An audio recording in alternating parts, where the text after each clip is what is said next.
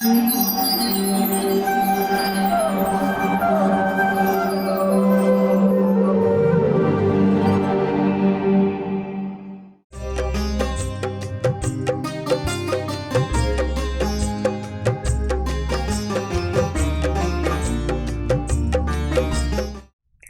कृष्णा। आज के कार्यक्रम में आप सभी का हार्दिक स्वागत है। आज हमारे वक्ता है श्रीमान वृंदानाथ प्रभु जी। प्रभु जी का जन्म भारत में पंजाब के एक धार्मिक परिवार में हुआ। बचपन से ही उन्हें रामायण पढ़ने और सुनने के प्रति अत्यंत ही आकर्षण था। प्रभु जी ने मैकेनिकल इंजीनियरिंग का अध्ययन करने के पश्चात सन 2005 में यूएसए में बायोमैकेनिकल इंजीनियरिंग में पीएचडी की और जनरल मोटर्स के लिए safety performance integration and research engineer के रूप में कार्य किया। वेन स्टेट यूनिवर्सिटी में पीएचडी के दौरान परिसर में भक्तों से उनका परिचय हुआ। पश्चात वे नियमित रूप से उनसे मिलने जाने लगे। सन 2013 में इस्कॉन के संस्थापक आचार्य भक्ति वेदांत स्वामी श्रील प्रभुपाद के प्रिय शिष्य परम पूज्य गोपाल कृष्ण गोस्वामी महाराज से उन्होंने हरि नाम दीक्षा और सन 2017 में ब्राह्मण दीक्षा प्राप्त की। वर्तमान में वे अपने परिवार के साथ यूएसए में रहते हुए भगवत भक्ति का अभ्यास कर रहे हैं और नियमित रूप से स्थानीय उपनगरों में भक्ति वृक्ष व नाम हट्ट कार्यक्रम और महोत्सवों के आयोजन के माध्यम से वहां के निवासियों के साथ कृष्ण भावनामृत को साझा कर रहे हैं। साथ ही साथ प्रभु जी नियमित रूप से इस्कॉन डेट्रॉइट और इस्कॉन फार्मिंगटन हिल मंदिरों से विभिन्न प्रकार की सेवाओं में संलग्न रहे हैं। तो आइए श्रवण करते हैं श्रीमान वृंदानाथ प्रभु जी के मुखारविंद से। धन्यवाद। हरे कृष्णा। ओम अज्ञानतिमिरान्धस्य ज्ञानाञ्जनशलाकया चक्षुरुन्मिलितं येन तस्मै श्रीगुरवे नमः। मुखं करोति वाचालं पङ्गुं लङ्घायते गिरिं यत्कृपातमहं वन्दे श्रीगुरुदीनतारिणीं परमानन्दमाधवं श्रीचैतन्येश्वरम्। नमो विष्णुपादाय कृष्णपृष्ठाय भूतले श्रीमते भक्तिवेदान्त स्वामीति नामिने। नमस्ते सरस्वती देवी गौरवाणी प्रचारिणे निर्विशेष शून्यवादी पाश्चात्य देशतारिणे। जय श्री कृष्ण चैतन्य प्रभु नित्यानंद श्री अद्वैत गदाधर श्रीवासादि गौर भक्त वृंदा। हरे कृष्णा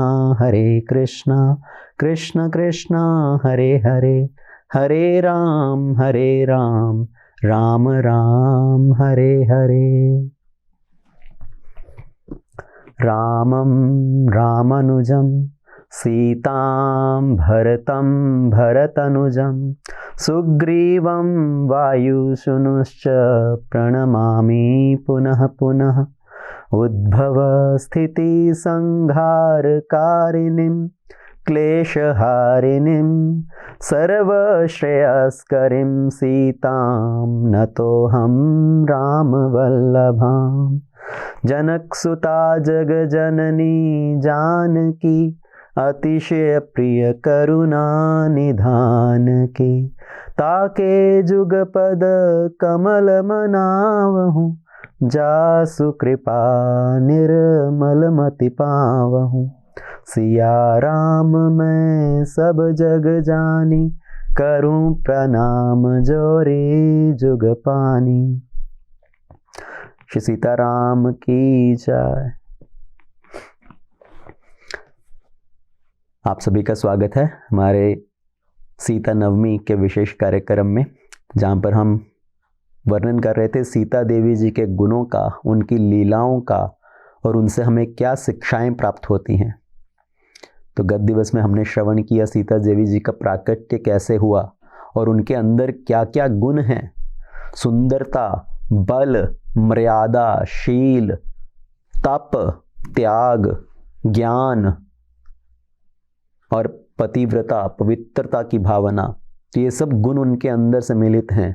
और अगर कोई भी सीता देवी जी का चिंतन करता है, उनकी लीलाओं का श्रवण करता है, स्मरण करता है, तो उनके अंदर भी ये सब गुण प्राप्त होते हैं, उनको निर्मल बुद्धि की प्राप्ति होती है।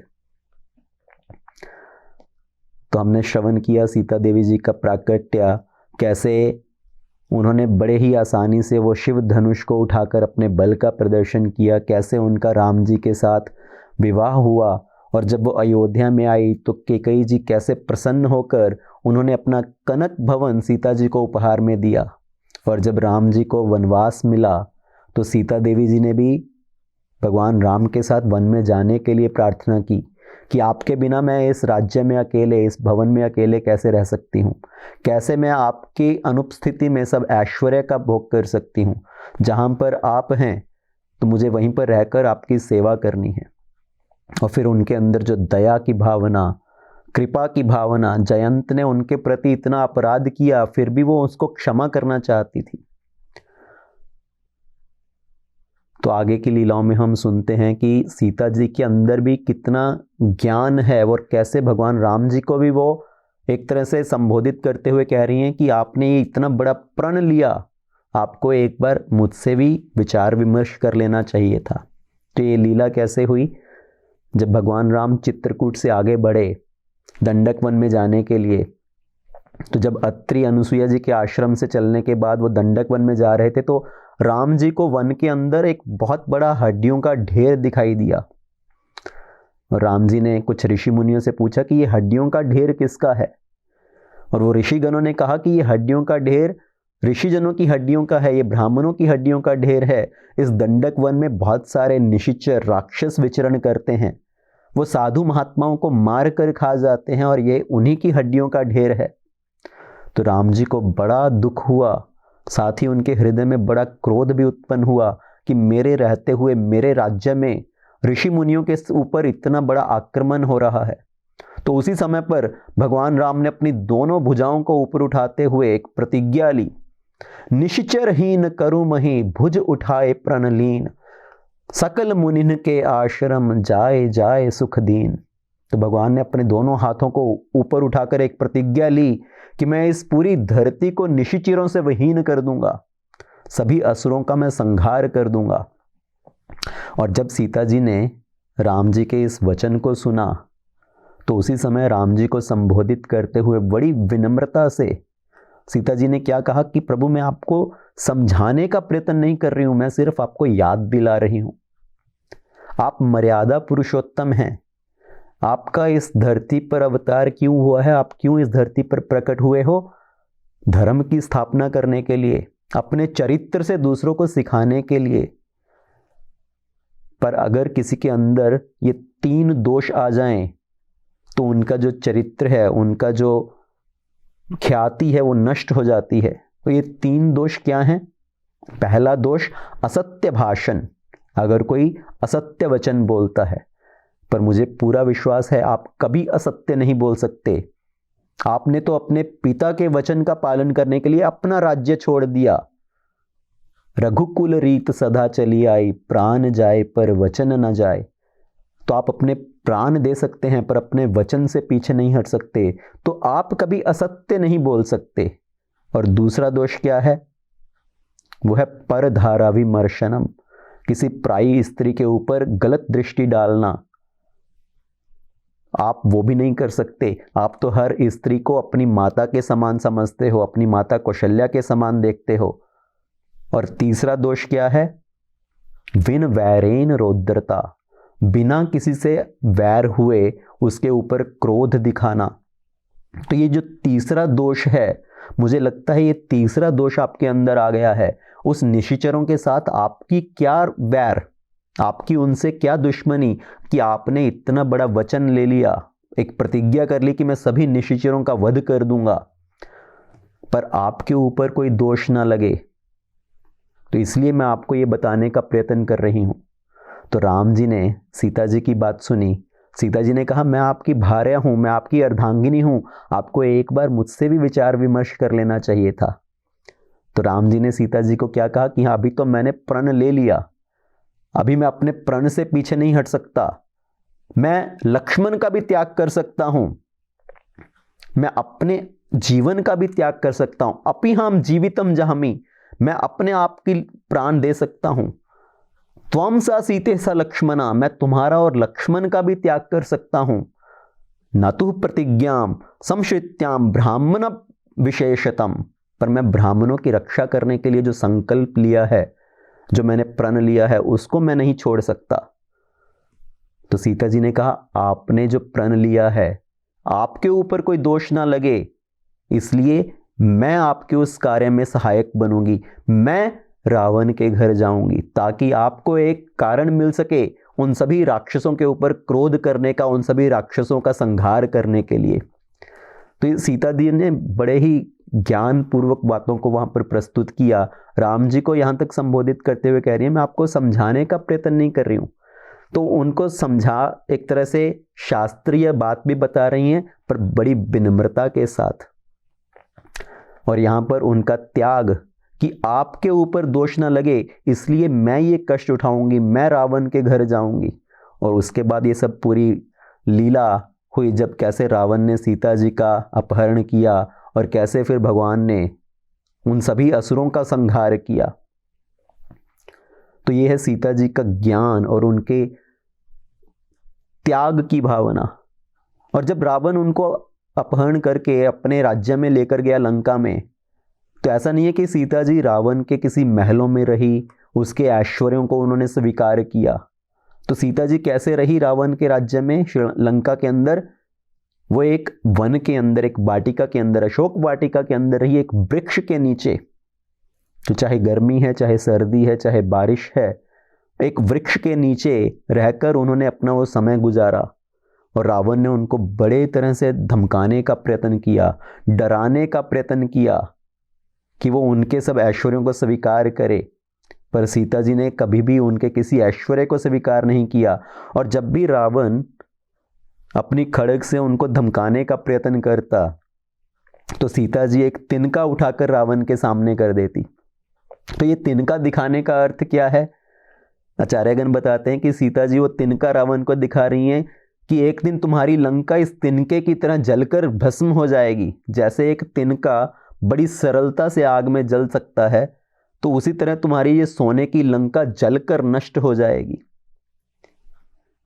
और हम जानते हैं कैसे हनुमान जी ने पूरी लंका को विध्वस्त किया, कैसे पूरी सोने की लंका को जलाकर राख कर दिया। और सीता जी जब लंका में रही, अशोक वाटिका में रही, तो वो पूरा समय भगवान राम का चिंतन करते हुए, उनका ध्यान करते हुए, उनके नाम का उच्चारण करते हुए उन्होंने अपना समय निकाला। तो सीता जी यहाँ पर एक और शिक्षा प्रदान कर रही हैं कि जो भी परिस्थितियां हो हमारे जीवन में, चाहे वो सुख का समय हो, चाहे वो दुख का समय हो, हमें भगवान के नाम का आश्रय कभी नहीं छोड़ना चाहिए। कभी कभी हम सोच सकते हैं कि जब सीता देवी जी को इतने कष्टों का सामना करना पड़ा, वो हर समय भगवान के नाम का उच्चारण कर रही थी, फिर भी उनको इतने कष्ट भोगने पड़े। जो सब वो राक्षसियां थी, वो इतने तरह से उनको यातनाएं देने का प्रयत्न कर रही थी, तो फिर भगवान का नाम लेने का क्या फायदा? तो सीता जी यहाँ पर दर्शा रही हैं कि चाहे जो भी परिस्थितियां हो, भगवान के नाम का आश्रय कभी नहीं छोड़ना चाहिए। क्योंकि जो संकट है वो हमारे सामने खड़ा हो सकता है, वो संकट हमें सामने दिखाई दे रहा है, पर भगवान की जो कृपा है वो हमारे सर के ऊपर रहती है। तो हनुमान जी जब सीता जी से मिलने आए, तो हनुमान जी उस वृक्ष के ऊपर छुपकर बैठे थे। और सीता यही संकेत दे रही है कि भगवान की कृपा हमेशा हमारे साथ रहती है। संकट हमें सामने दिखाई देता है, पर भगवान की कृपा हमारे ऊपर रहती है। तो सीता जी ने हर समय भगवान के नाम का स्मरण किया। और जब भगवान राम ने वानरों की सहायता से उस पूरे लंका का विध्वंस किया, पूरे सभी राक्षसों का संहार किया, और जब सीता जी को भगवान राम के सामने वापस लाया गया, तो वहां पर एक अद्भुत लीला हुई। भगवान राम ने एक अद्भुत लीला प्रकट की, जिसकी वजह से बहुत सारे लोगों के हृदय में संशय का भाव उत्पन्न होता है। तो पूरी रामायण में दो ऐसी लीलाएं हैं जिसकी वजह से लोग भगवान राम के ऊपर संशय करते हैं, उनके ऊपर उंगली उठाते हैं। एक लीला है भगवान राम ने कहा कि सीता जी को अग्नि परीक्षा देनी पड़ेगी, पर वास्तव में भगवान राम ने स्वयं अपने मुंह से कभी भी सीता जी को अग्नि परीक्षा देने के लिए नहीं बोला। तो एक तो सीता जी का अग्नि में प्रवेश करने की जो लीला, जिसकी वजह से लोगों को ये संशय उत्पन्न होता है, और दूसरा बाद में जब राम जी ने सीता जी का त्याग किया एक धोबी के कहने पर, तो ये दो लीलाओं को हमें बड़े ध्यानपूर्वक समझने का प्रयत्न करना चाहिए, क्योंकि भगवान की लीलाएं बड़ी अद्भुत हैं। भगवान कहते हैं जन्म कर्म च मे दिव्यम एवं यो वेति तत्वतः त्यक्त देहम पुनर्जन्मा नाएति मामेति सो अर्जुना। भगवत गीता में भगवान अर्जुन को क्या कहते हैं कि मेरा जो जन्म है, मेरे जो कर्म हैं, ये दिव्य हैं।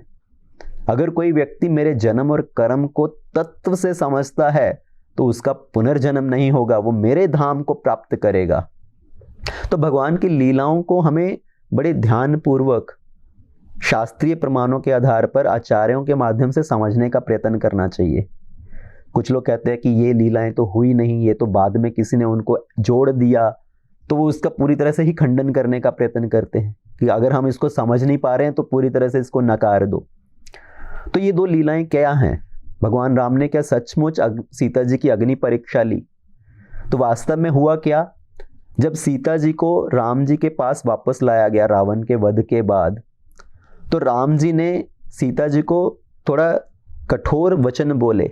उनको कहा कि मैंने जो पूरा इस लंका के ऊपर चढ़ाई किया, सब राक्षसों का वध किया, वो आपको प्राप्त करने के लिए नहीं किया, मैंने तो अपने कुल की मर्यादा को बचाने के लिए किया, अपने क्षत्रिय धर्म का पालन करने के लिए किया। अभी आप जो चाहें जहां चाहे आप जा सकती हैं, चाहे तो आप विभीषण के रक्षा में यहां पर भी रह सकती हैं, आप चाहें तो सुग्रीव की रक्षा में किष्किंधा में भी रह सकती हैं, अगर आप चाहें तो लक्ष्मण की रक्षा में, भरत की रक्षा में कहीं और रह सकती हैं, पर मैंने आपको प्राप्त करने के लिए ये सब युद्ध नहीं किया। तो जब सीता जी ने राम जी के ये कठोर वचन सुने तो उनके हृदय में बड़ा शोक हुआ, और उन्होंने लक्ष्मण जी से कहा कि इसी समय पर आप मेरे लिए चिता बनाओ, मैं इसी समय अग्नि में प्रवेश करना चाहती हूं। तो राम जी ने अपने मुंह से कभी भी सीता जी को यह नहीं बोला कि आपको अपनी पवित्रता का प्रमाण देना पड़ेगा, इसलिए आपको अग्नि परीक्षा देनी पड़ेगी, पर सीता जी ने स्वयं कहा कि आप मेरे लिए चिता का निर्माण करो। लक्ष्मण जी से उन्होंने प्रार्थना किया। पर फिर प्रश्न आता है कि भगवान राम ने ये सब कठोर शब्द क्यों बोले? वास्तव में उसके पीछे भी एक लीला है। भगवान ये लीला कर रहे हैं क्योंकि उनको अपनी असली सीता को प्राप्त करना है। तो रावण के द्वारा सीता का अपहरण होने से पहले राम जी ने जो असली सीता है उनको अग्नि के संरक्षण में दिया था, अग्निदेव के हवाले किया था, और उनकी जो छाया सीता है, उनकी जो डुप्लीकेट है, कॉपी है, वो वहां पर उनके स्थान पर रही थी, और उस छाया सीता का, डुप्लीकेट सीता का रावण के द्वारा अपहरण हुआ। तो अभी भगवान राम ये लीला कर रहे हैं ताकि वो अपनी पत्नी सीता को अग्निदेव से वापस ले सकें। तो सीता जी ने कहा कि मैं अग्नि में प्रवेश करूंगी, तो छाया सीता अग्नि में प्रवेश करती हैं, और अग्निदेव स्वयं जो वास्तविक सीता हैं उनको लेकर बाहर प्रकट होते हैं और सबके सामने ये कहते हैं कि सीता परम पवित्र हैं, आप इनको स्वीकार कीजिए। तो भगवान राम ने दो कारणों से ये लीला की, एक तो अपनी पत्नी को वापस प्राप्त करने के लिए अग्निदेव से, और दूसरा सभी के मन में ये संशय खत्म करने के लिए कि सीता पवित्र है या नहीं, क्योंकि वो रावण के घर पर 1 वर्ष से अधिक अवधि तक रही, ताकि कभी किसी के मन में ये विचार ना आए, ये प्रश्न ना आए। तो इसलिए भगवान राम ने ये लीला प्रकट की। और फिर जब भगवान राम अयोध्या वापस आए, जब वो अयोध्या के राजा बने, उनका राज्याभिषेक हुआ, तो भगवान राम अपने गुप्तचरों को राज्य में भेजते थे पता करने के लिए कि उनकी प्रजा उनके बारे में क्या विचार करती है, वो उनके बारे में क्या सोचते हैं। तो राम जी के जो गुप्तचर हैं सब जगह जाते, ज्यादातर सभी जगह राम जी के गुणों का वर्णन किया जा रहा होता कि कैसे राम जी तो स्वयं भगवान हैं, और प्रजा क्या कहती थी कि हमारा बड़ा भाग्य है जो इस समय पर हमें यहाँ पर जन्म मिला जहाँ भगवान राम स्वयं प्रकट हुए हैं। वो अपनी प्रजा का इस तरह से पालन करते हैं जैसे एक पिता अपने पुत्र का पालन करता है। तो ज्यादातर सभी प्रजा भगवान राम का गुणगान करती, और एक दिन एक रात को एक गुप्तचर एक घर के सामने से गुजर रहा था, तो वो घर के अंदर जो घर का मालिक था, वो एक धोबी था, वो अपनी पत्नी को डांट रहा था। उसकी पत्नी पूरा दिन भर कहीं और समय गुजार कर वापस रात्रि के समय घर आई थी, और वो धोबी उसको फटकारते हुए बोल रहा था कि तुम निकल जाओ मेरे घर से, मैं राम नहीं हूं जिसने सीता को बिना किसी प्रमाण के फिर से स्वीकार कर लिया। वो तो राजा हैं, वो कुछ भी कर सकते हैं, पर मैं तुम्हें स्वीकार नहीं कर सकता। उस धोबी की माता ने भी उसको समझाने का प्रयत्न किया कि तुम्हारी पत्नी निरपराध है, वो पवित्र है, पर फिर भी धोबी ने उसकी बात नहीं मानी और जबरदस्ती अपनी पत्नी को घर से निकाल दिया, ये कहते हुए कि मैं राम जैसा नहीं हूं जिसने सीता को स्वीकार कर लिया। और जब भगवान राम को इस बात का पता चला तो उनके हृदय में बड़ा विलाप हुआ, बड़ा शोक उत्पन्न हुआ। पर उस धोबी को दंड ना देकर वो स्वयं उस राज्य का त्याग करना चाहते थे कि मेरी जगह पर भरत राजा बन जाए और वो राज्य करे। पर जब भरत जी ने, लक्ष्मण जी ने, शत्रुघ्न जी ने, किसी ने भी राजा बनना स्वीकार नहीं किया, तो भगवान ने ये कठिन निर्णय लिया कि वो सीता देवी जी का त्याग करेंगे। पर उसके पीछे भी क्या कारण है? वास्तविक कारण है भगवान राम का प्राकट्य क्यों हुआ। वो एक मर्यादा पुरुषोत्तम के रूप में आए। मर्यादा पुरुषोत्तम, एक जो मर्यादा पुरुषोत्तम व्यक्ति है उसके लिए अपने कर्तव्य अपने स्वयं के सुख के ऊपर आते हैं। एक जो राजा का कर्तव्य है वो प्रजा के प्रति पहले है, फिर अपने परिवार के प्रति या अपने स्वयं के सुख के प्रति। और इस लीला से पहले एक और लीला हुई थी। सीता जी गर्भवती थी और एक रात्रि पहले सीता जी ने भगवान राम से प्रार्थना की। भगवान राम ने सीता जी से पूछा, आपकी क्या इच्छा है?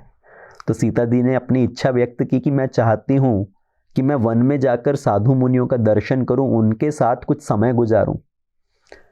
तो एक रात्रि पहले सीता जी ने ये इच्छा व्यक्त की कि वो स्वयं वन में जाकर ऋषि मुनियों के साथ रहना चाहती हैं। और अगले दिन ये घटना हुई और भगवान राम ने निर्णय किया कि मैं सीता का त्याग करूंगा, उनको वन में जाना होगा, क्योंकि उन्होंने अपने कर्तव्य को अपने स्वयं के सुख से ऊपर समझा। कि आज का कोई मंत्री हो, आज का कोई नेता हो, तो क्या वो प्रजा के हित के लिए अपने स्वयं के सुख को त्याग सकता है? पर भगवान राम ने ये क्यों किया? क्योंकि उनके लिए जो देश हित है, जो प्रजा का हित है, वो सर्वोपरि है। वो नहीं चाहते कि किसी भी बात से उनके राज्य में किसी तरह का उपद्रव हो, किसी तरह से किसी के अंदर कोई बेचैनी हो। पर सीता जी का त्याग करना वास्तव में वो त्याग नहीं था। भगवान राम ने उनको कहाँ भेजा? वाल्मीकि जी के आश्रम में। वाल्मीकि जी का आश्रम कहाँ है? वो भी अयोध्या की सीमा के अंदर है। तो उस पूरे राज्य के अंदर चाहे जो भी है, चाहे कोई आश्रम है, जो भी है, वो किसके देखरेख के अंदर आता है? वो राजा की देखरेख के अंदर आता है। तो इनडायरेक्ट रूप से वो फिर भी सीता जी का ध्यान रख रहे हैं। और सीता जी ने भी अपने पतिव्रता धर्म का पालन किया, अपनी पवित्रता का पालन किया। उन्होंने भगवान राम के ऊपर कभी भी ये दोष नहीं लगाया कि आपने निरपराध होते हुए मेरा त्याग किया है। उन्होंने सदैव राम जी को पूजन ही किया। और राम जी भी ऐसा नहीं है कि सीता जी का त्याग करने के बाद वो ऐश्वर्य के साथ अपने राज्य में रह रहे थे, अपने महल के अंदर रह रहे थे, या उन्होंने किसी अन्य स्त्री के साथ विवाह किया। राजा चाहे तो किसी और के साथ भी विवाह कर सकता था, बहुत सारे विवाह कर सकते थे, पर भगवान राम ने अपने वचन का पालन किया, एक पत्नी व्रता धर्म। तो उन्होंने भी किसी अन्य स्त्री से विवाह नहीं किया और अपने राज्य में वो भी एक त्यागी के समान, एक वनवासी के समान रह रहे थे। अपने महल में, अपने कक्ष के अंदर वो कुशाग्रास का बिस्तर लगाकर उसके ऊपर सोते थे। जब उनको अश्वमेध यज्ञ करना था तब वशिष्ठ जी ने उनको फिर से प्रार्थना किया कि आप फिर से विवाह कीजिए, क्योंकि यज्ञ करने के लिए पत्नी का साथ में होना आवश्यक है। पर उसका निवारण कैसे किया गया? तो सीता जी की सोने की प्रतिमा बनाकर राम जी के साथ में रखी जाती यज्ञ के अंदर। तो इस तरह से राम जी ने यज्ञ किया। तो राम जी पूरी तरह से मर्यादा में हैं और सीता जी भी पूरी तरह से मर्यादा में हैं। उन्होंने भी अपने पतिव्रता धर्म का, अपनी पवित्रता का पालन किया। और अंत में सीता जी कैसे अपनी लीला को समेटकर वापस स्वधाम में गई? तो जैसे वो भूमि के अंदर से प्रकट हुई थी, वैसे ही भूमि के अंदर समा गई। और इस तरह से उनकी जो इस धरती के ऊपर लीला थी वो समाप्त हुई। तो सीता जी के चरित्र से, उनके गुणों से बहुत सारी शिक्षाएं हैं। इनका स्मरण करने से हमारे मन के अंदर पवित्रता आती है। सीता जी को हम प्रार्थना कैसे करते हैं? उद्भव स्थिति संहार कारणिम क्लेश हारणिम सर्वश्रेयस्करम न तो हम राम वल्लभाम। तो यहां पर क्या कहते हैं कि सीता जी से ही सृष्टि के निर्माण करने का बल प्राप्त होता है, सीता जी से ही इस सृष्टि का पालन करने की शक्ति प्राप्त होती है, और सीता जी से ही इस सृष्टि का संहार करने का बल प्राप्त होता है। वो सब क्लेशों को नष्ट करने वाली हैं, वो भगवान राम की प्रियतमा है और मैं उनको प्रणाम करता हूँ। तो हम जानते हैं कि ब्रह्मा जी सृष्टि की रचना करते हैं, तो ब्रह्मा जी को शक्ति कहाँ से प्राप्त होती है? सीता जी से। भगवान विष्णु इस सृष्टि का पालन करते हैं, उनको शक्ति कहाँ से प्राप्त होती है? सीता जी से। और शिव जी इस सृष्टि का संहार करते हैं, जब संहार का समय आता है तो उनको शक्ति कहाँ से प्राप्त होती है? सीता जी से। क्योंकि सीता जी क्या है? वो भगवान की अंतरंगा शक्ति हैं और सभी क्लेशों को नष्ट करती हैं। जनक सुता जग जननी जानकी अतिशय प्रिय करुणा निधान की ताके जुगपद कमल मनावहूं जासु कृपा निर्मल मति पाऊं। तो सीता जी जनक जी की प्रिय पुत्री हैं और भगवान राम की प्रियतमा हैं। मैं उनके चरणों में अपना सर नवाता हूँ, अपना मस्तक नवाता हूँ, जिनका स्मरण करने से मेरी बुद्धि निर्मल होती है। जासु कृपा निर्मल मति पावहूं। तो इस तरह से हमें सीता जी का ध्यान करना चाहिए, उनकी गुण लीलाओं का श्रवण स्मरण करना चाहिए, ताकि हम अपनी बुद्धि को पवित्र कर सकें, भगवान राम को हम स्मरण कर सकें और अपने इस जीवन का परम उद्देश्य प्राप्त कर सकें, जो है भगवान राम के धाम में, भगवान कृष्ण के धाम में वापस जाना। सीताराम की जय। ऐसे ही और भक्तिमय कार्यक्रमों के लिए देखिए हरे कृष्णा टेलीविजन, और इसे प्राप्त करने के लिए आप अपने केबल अथवा DTH ऑपरेटर से संपर्क करें तथा और अधिक जानकारी के लिए आज ही डायल करें 7666 839 839।